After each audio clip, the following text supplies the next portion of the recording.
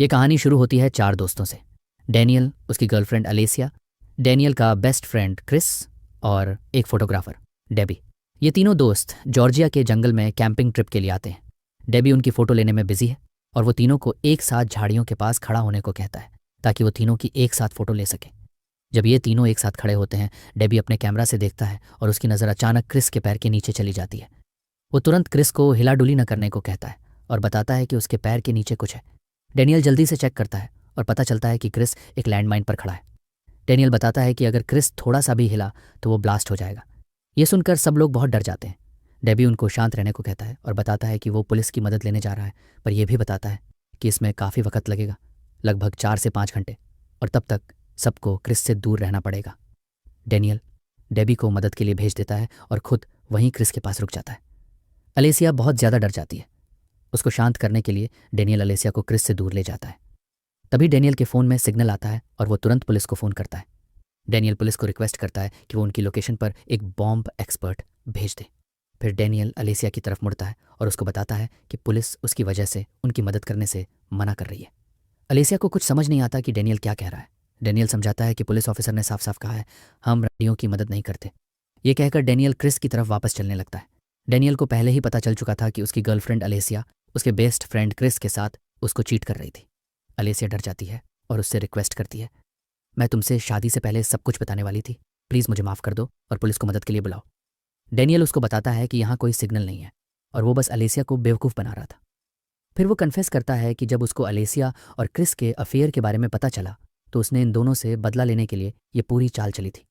वो समझाता है कि उसने और डेबी ने यहाँ पर जानबूझकर लैंडमाइन लगाई थी ताकि वो अलेसिया और क्रिस दोनों को मार सके। फिर डैनियल झाड़ियों में जाता है और हाथ में एक फावड़ा लेकर वापस आता है। वो अलेसिया को कहता है, अब सिर्फ तुम क्रिस को बचा सकती हो, यहाँ पर एक गहरा गड्ढा खोदकर। ये शॉकिंग रिविलेशन देने के बाद वो उनसे दूर जाने लगता है। अलेसिया उसको रोकने की बहुत कोशिश करती है, लेकिन डैनियल उसकी रिक्वेस्ट को इग्नोर करता है और वहाँ से चला जाता है। डेबी उसका थोड़ी दूरी पर इंतजार कर रहा था और जैसे ही डैनियल डेबी से मिलता है वो दोनों वहाँ से चले जाते हैं। इधर अलेसिया क्रिस को बचाने के लिए ज़ोर शोर से गड्ढा खोदना शुरू कर देती है। कई घंटे बाद एक शिकारी अपने कुत्ते के साथ वहाँ आता है और वो अलेसिया और क्रिस को देख लेता है। कुत्ता क्रिस पर अटैक करने की कोशिश करता है, लेकिन अलेसिया उसको रोक लेती है। इसके बाद वो शिकारी उन दोनों पर बंदूक तान देता है। अलेसिया उसको समझाने की कोशिश करती है कि उसके दोस्त का पैर लैंडमाइन पर है, लेकिन शिकारी को लगता है कि ये मर्डर्स हैं जिन्होंने किसी को मारकर यहाँ दफनाया है। अलेसिया ध्यान से उसको समझाती है, मेरा दोस्त एक माइन पर फंसा हुआ है, क्या तुम गड्ढा खोदने में मेरी मदद करोगे? फिर शिकारी मदद करने को मान जाता है। उस शिकारी का नाम इलिया है। इलिया उनसे पूछता है, तुम लोगों की मदद करके मुझे क्या मिलेगा? जिस पर अलेसिया जवाब देती है, आप हमारा सारा सामान ले सकते हैं। ये सुनकर वो बहुत खुश हो जाता है और जल्दी से उनके बैग चेक करता है जहां उसको अलेसिया की अंडरवियर मिलती है। अब इलिया अलेसिया को कहता है, मुझे वो अंडरवियर चाहिए जो तुमने पहनी हुई है। ये कहते हुए वो अलेसिया के साथ बहुत गलत तरीके से पेश आने लगता है। ये देखकर क्रिस उसको मना करता है और उसको $300 और अपना क्रेडिट कार्ड ऑफर करता है। इलिया जवाब देता है, मुझे पैसा नहीं चाहिए, अगर अलेसिया मुझे अपनी अंडरवियर नहीं देगी तो मैं यहाँ से चला जाऊँगा। इस वजह से अलेसिया को उसको अपनी अंडरवियर देनी पड़ती है और जैसे ही अलेसिया अपनी अंडरवियर उतारने के लिए टेंट की तरफ चलने लगती है, इलिया उसको रोकता है और कहता है, तुम्हें अपनी अंडरवियर मेरे सामने उतारनी पड़ेगी। अलेसिया के पास कोई और ऑप्शन नहीं था तो वो अपनी अंडरवियर उतार कर इलिया को दे देती है। इसके बाद इलिया गड्ढा खोदने में उसकी मदद करने लगता है, लेकिन तभी उनको एक रेडियो की आवाज़ सुनाई देती है जो इलिया का था। ये सुनकर अलेसिया उससे रिक्वेस्ट करने लगती है, भीख मांगती है कि वो उसको इसका इस्तेमाल करने दे ताकि वो किसी को मदद के लिए फ़ोन कर सके। लेकिन इलिया फिर उसको कहता है, अगर मैं तुम्हें रेडियो दूँ तो मुझे इसके बदले में क्या मिलेगा?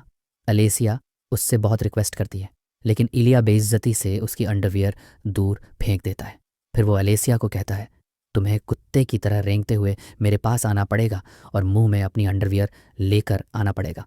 ये सुनकर अलेसिया पहले मना कर देती है और गड्ढा खोदना जारी रखती है, लेकिन उसको जल्दी ही एहसास होता है कि वो बिना मदद के गड्ढा नहीं खोद सकती, इसलिए वो कुत्ते की तरह रेंगती है, अपनी अंडरवियर मुंह में लेती है और इलिया को दे देती है। इसके बाद वो रेडियो अलेसिया को दे देता है। अलेसिया जल्दी से इमरजेंसी नंबर डायल करती है, लेकिन दूसरी तरफ का एन ऑफिसर इंग्लिश नहीं बोलता, इसलिए अलेसिया उसको कुछ समझा नहीं पाती। फिर वो इलिया को कहती है, तुम जॉर्जियन में बात करो और उन्हें कहो कि वो हमारी मदद के लिए भेज दें। इलिया कहता है, ज़रूर, मैं उनके लिए ऑफिसर से बात करूंगा, लेकिन उससे पहले तुम्हें अपने सारे कपड़े एक एक करके उतारने पड़ेंगे। ये सुनकर अलेसिया उसको वहाँ से चले जाने को कहती है। लेकिन रेडियो पर ऑफिसर जवाब मांगता रहता है। तो इलिया अलेसिया को कहता है, तुम ऑफिसर को कहो कि हम बिल्कुल ठीक हैं, और अगर वो ऐसा नहीं करती तो इलिया पर पुलिस केस हो सकता है। इसलिए इलिया उस पर जोर डालने लगता है। अलेसिया को जॉर्जियन लैंग्वेज नहीं आती थी, इसलिए इलिया उसकी मदद करने का ऑफर देता है, लेकिन इसके लिए उसको एक एक करके अपने कपड़े उतारने पड़ेंगे जब तक पुलिस ऑफिसर उसके जवाब से संतुष्ट न हो जाएगा। पहले जवाब के लिए अलेसिया को अपनी टॉप उतारनी पड़ती है। उसके बाद ऑफिसर जवाब मांगना बंद कर देता है और डील के हिसाब से इलिया वहाँ से जाने लगता है। लेकिन तभी पुलिस ऑफिसर दोबारा रेडियो पर बोलने लगता है, इसलिए इलिया भागकर उनके पास वापस आता है। अलेसिया बहुत बहुत डर जाती है और उससे वहाँ से चले जाने की भीख मांगने लगती है, लेकिन इलिया अपनी बंदूक सीधे उसके सर पर तान देता है। क्रिस उसको गालियाँ देने लगता है, जिस पर इलिया गुस्सा हो जाता है और अपनी बंदूक क्रिस पर तान देता है। इस पल का फ़ायदा उठाकर अलेसिया वहाँ से भागने लगती है। इलिया अपनी बंदूक नीचे फेंकता है और अपने कुत्ते के साथ अलेसिया के पीछे जाता है। इधर क्रिस एक चेन का इस्तेमाल करके इलिया की बंदूक उठा लेता है। तभी इलिया भी अलेसिया के साथ वापस उस जगह पर पहुंच जाता है। इसी वक्त क्रिस इलिया पर बंदूक तान देता है और उसको अलेसिया को छोड़ने को कहता है। इस पर इलिया उसको कहता है, अगर तुमने मुझे गोली मारी तो अलेसिया भी मर जाएगी। इसके बाद वो अलेसिया को एक चट्टान के पीछे ले जाता है और वहाँ उसका रेप करता है। क्रिस अपनी इच्छा के बावजूद उसको गोली नहीं मार पाया, क्योंकि उसका निशाना इतना सही नहीं था। इसके बाद जैसे ही वो इलिया को गोली मारने वाला था, इलिया का कुत्ता उस पर अटैक करता है और उसको गड्ढा में धकेल देता है, जहाँ वो बेहोश हो जाता है। थोड़ी देर बाद जब क्रिस को होश आता है तो उसको पता चलता है कि उसने गलती से अलेसिया को गोली मार दी थी और वो मर चुकी है। फिर इलिया उसको बताता है कि माइन शुरू से ही नकली थी, और ये कहकर वो वहाँ से चला जाता है। थोड़ी देर बाद क्रिस एक लोकल घर जाता है। एक औरत और उसकी बेटी बाहर आती है। क्रिस उनसे पूछता है कि क्या उनके पास मैप है, जिस पर वो लड़की जवाब देती है कि वो अपने कंप्यूटर से मैप प्रिंट कर सकती है। क्रिस सीढ़ियाँ चढ़कर उनके घर में घुसता है, जहाँ वो औरत और उसकी बेटी उसका घर में स्वागत करती हैं और अपना परिचय देती है। उस औरत का नाम तान्या है और उसकी बेटी का नाम लिया। दूसरी तरफ इलिया पिछवाड़े में काम कर रहा था। वो क्रिस को घर के अंदर ले जाते हैं और लिया उसको मैप देती है। तान्या क्रिस से पूछती है कि क्या वो लंच करेगा, जिस पर क्रिस मान जाता है। फिर क्रिस डाइनिंग रूम में जाता है, जहाँ वो टेबल पर बैठ जाता है। अपना काम खत्म करके इलिया अपने घर आता है। वो अपनी बीवी और बेटी के साथ क्रिस को देखकर हैरान हो जाता है। इलिया उसको वहाँ से चले जाने को कहता है, लेकिन क्रिस कहता है, मैं लंच करने के बाद जाऊँगा। इलिया नहीं चाहता था कि उसकी बेटी और उसकी बीवी को कुछ भी पता चले कि क्या हुआ था, तो वो क्रिस को कहता है कि वो खाना खा सकता है। क्रिस खाना खाने लगता है और थोड़ी देर में अपना खाना खत्म कर लेता है। इसके बाद इलिया क्रिस को अपने घर के बाहर ले जाता है और फिर जल्दी से अपनी बंदूक लेने जाता है, लेकिन बंदूक से गोलियां गायब थीं। फिर क्रिस उसकी तरफ देखता है और मुस्कुराता है और फिर अपनी बंदूक निकालकर इलिया को दोनों घुटनों में गोली मार देता है। तान्या गोली की आवाज़ सुनकर वहाँ आती है और अपने पति को ज़मीन पर पड़ा हुआ देखती है। क्रिस तान्या को इलिया को अंदर ले जाने को कहता है और लिया को अपनी माँ की मदद करने को कहता है। वो इलिया को सोफ़ा पर बैठाते हैं और क्रिस तान्या को साइड में खड़ा होने को कहता है। वो लिया को अपनी माँ के हाथ पैर बांधने को भी कहता है और लिया अपनी माँ के हाथ पैर बांध देती है। क्रिस इलिया को एक अंडरवियर दिखाता है और पूछता है, ये किसकी है? लिया कहती है, ये अंडरवियर मेरी है। इस बीच इलिया क्रिस से दया की भीख मांग रहा था, उसको माफ़ करने की गुहार लगा रहा था, और वो कहता है कि उसने अलेसिया के साथ वैसा इसीलिए किया क्योंकि वो उस वक्त नशे में था। क्रिस उसकी नहीं सुनता और लिया को पकड़ता है और उसकी अंडरवियर उतारने लगता है। फिर वो उस अंडरवियर को दूर फेंक देता है और लिया को कहता है कि उसको कुत्ते की तरह रेंगना पड़ेगा। उस अंडरवियर को मुंह में लेकर आना पड़ेगा और उसको देना पड़ेगा। कोई और चॉइस ना होने की वजह से लिया कुत्ते की तरह रेंगती है, अंडरवियर को मुंह में लेती है और क्रिस को दे देती है। क्रिस फिर इलिया के पास जाता है और उस अंडरवियर को उसके मुंह में घुसा देता है। क्रिस उनको बताता है कि अब वो एक गेम खेलने वाले हैं। क्रिस लिया को पकड़ता है और कहता है कि वो एक रोल प्लेइंग गेम खेलने वाले हैं।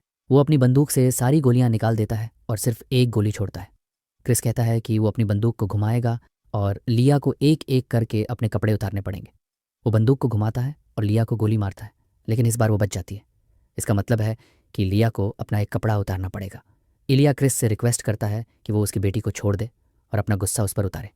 क्रिस उसकी नहीं सुनता। फिर इलिया ज़मीन पर रेंगने लगता है, अपनी बेटी को बचाने की कोशिश करता है। क्रिस अपनी बंदूक को घुमाता है और लिया को अपने कपड़े उतारने को कहता रहता है। लिया अपने कपड़े उतारने लगती है और क्रिस दोबारा अपनी बंदूक घुमाता है, लेकिन इस बार क्रिस लिया के सर में गोली मार देता है। तान्या और इलिया को विश्वास नहीं होता कि उनकी बेटी उनकी आंखों के सामने मर गई।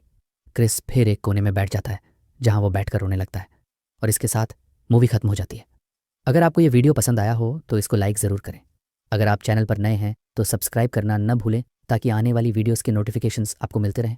और हमें कमेंट्स में बताना कि आपको ये फ़िल्म कैसी लगी। हम मिलेंगे अपनी नेक्स्ट वीडियो में एक और कमाल की फ़िल्म के एक्सप्लेनेशन के साथ। क्यों हिला डाला ना?